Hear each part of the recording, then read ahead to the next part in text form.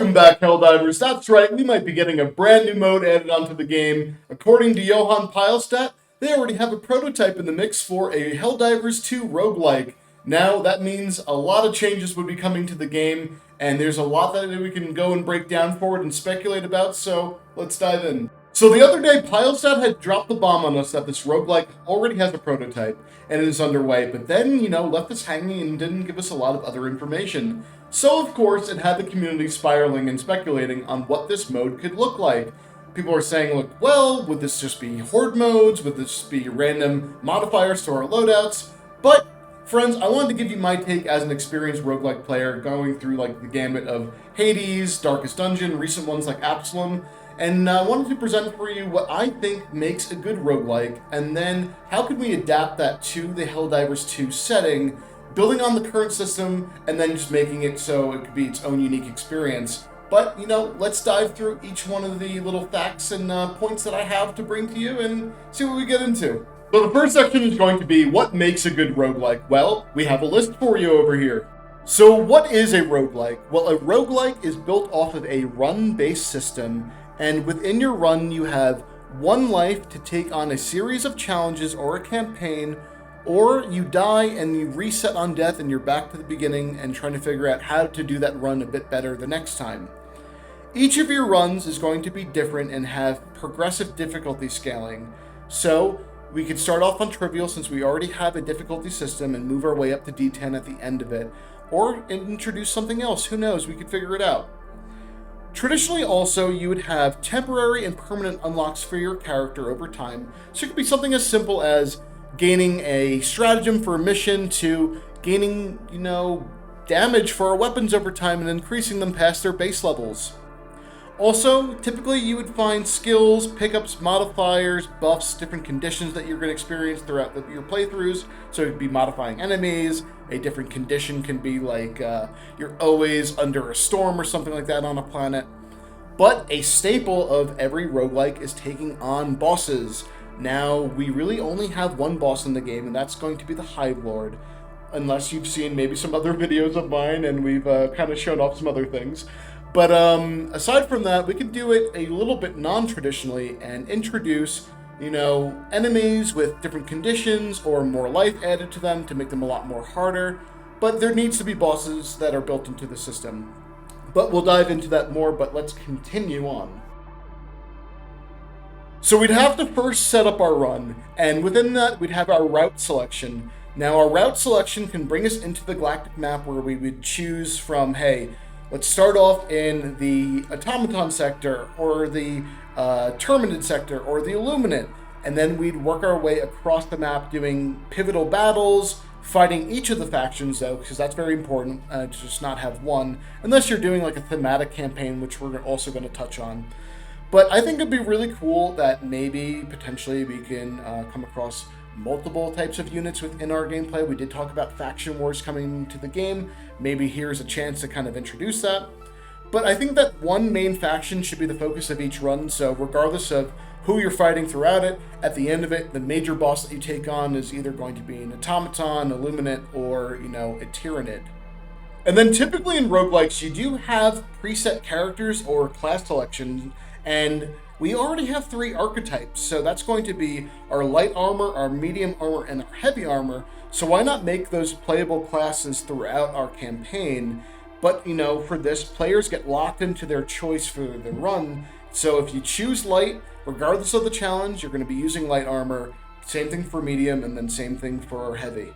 But then, friends, I thought of something else that could be very interesting because, we could have preset routes or randomized routes, but what if we had narrative routes, and these could be built around different pivotal campaigns that we had in Helldivers 2 that maybe other players did not get to experience. So we can have a playthrough of the Defense of Super Earth, or Malevolent Creek, or Prevention of the Gloom, or any of the other awesome moments in time, so players can kind of have that nostalgic feel recaptured one more time.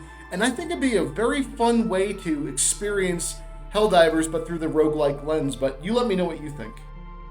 So then I had this idea of how we can progress through the different runs and also utilize warbonds. Because not everyone has every warbond, but this could be an opportunity for them to experience all of it. So kind of like a try before you buy, right? So throughout the missions, they could be focused on, hey, Steeled Veterans or Polar Patriots, things like that that are tied in. So you have the locked gear of that warbond that you're using for that mission.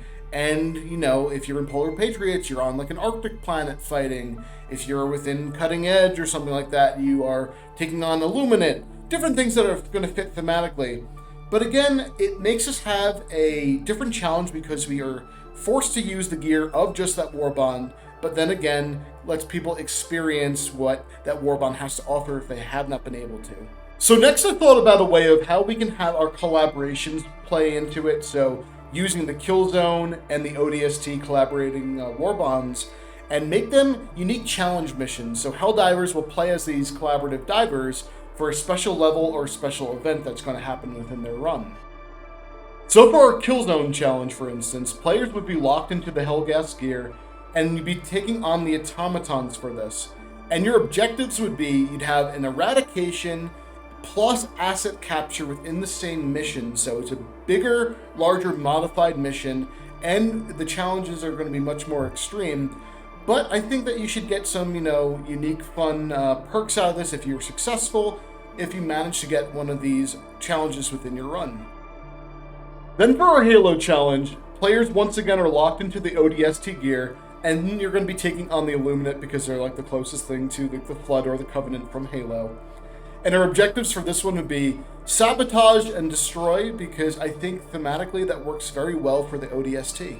So I mentioned pickups and unlocks. So during your run, stratagems or weapons can be acquired. Now this can range from anything as a blue weapon as a support item, to like an orbital laser or bombardment to help you tackle any challenge that faces you. But friends, only some of these are going to be permanent, and as the player, we're going to have to make a choice to see what we can keep or what we have to leave behind. And then talking about that player choice, players will choose to swap out or upgrade their unlocked items or stratagems like many other roguelikes. So, you know, getting a buff to your weapon damage or more uses out of your stratagem, things like that. But I think that this is going to be an important element to the roguelike. So we touched on some of these already, but to continue on buffs and progression, not only additional, you know, weapon buffs and things like that, but also maybe number of stims or additional player perks that we can help define. But the thing that I really want to touch on here is going to be the difficulty scaling. So we mentioned before we have like the 1 through 10 system, but friends, also that means that enemies not only should be more numerous, but there can be modifiers or buffs to them that make them more tanky or do X amount more damage or whatever it is. There just should be some type of buffed modifier to the enemies throughout our run. And then as we go across the galaxy, different modifiers and conditions will affect you, like the different planetary conditions that we're on. So again, like magma worlds will have fiery conditions to us, or like the ice planets, you have the blizzards like we were used to in the main game. But then also what we talked about previously is that if we're doing ice planet, it could be like the Polar Patriots or things like that too.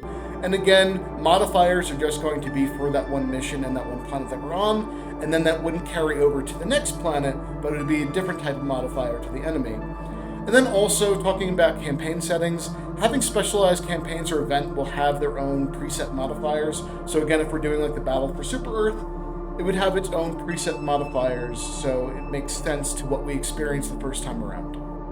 And then on to my last points, and that's first going to be around bosses. We talked a little bit about this before, but bosses should exist at different points of the run, and there should also be one endgame boss for each run. Now, minor bosses can be buffed versions of existing units, and the endgame boss is like a major threat like the Hive Lord or something equivalent that gets added into the game, maybe something new.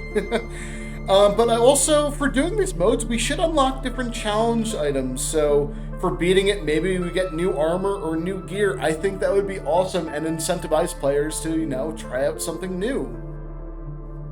Well, Helldivers, there you have it. Those were my concepts and ideas of what would make a good roguelike for Helldivers 2. But we'll have to see what Pilestadt and Shams have in store for us down the road. But for now, friends, please be sure to like, share, hype up the video, maybe get in front of Arrowhead themselves so they can see it, and we'll see you in the next one. Take care.